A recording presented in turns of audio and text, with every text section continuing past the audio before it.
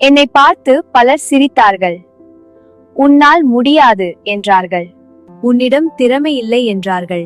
நீ தோல்வி அடைவாய் என்றார்கள். ஆனால் அவர்கள் ஒரு விஷயத்தை மறந்து விட்டார்கள்.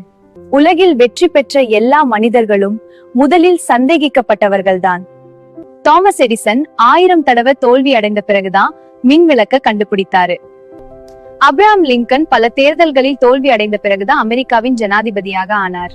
மைக்கேல் ஃபாரடே ஏழை குடும்பத்தில் பிறந்தாலும் மின்சார உலகையே மாற்றினார்.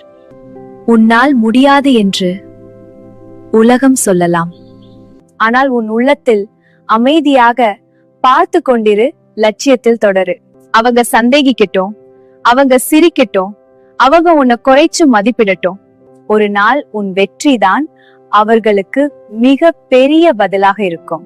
அந்த நாள் வரும்போது நீ எதையும் சொல்ல வேண்டியதில்லை.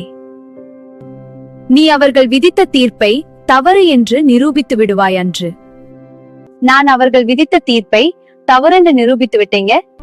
நீங்க தயாரா நிரூபிக்க?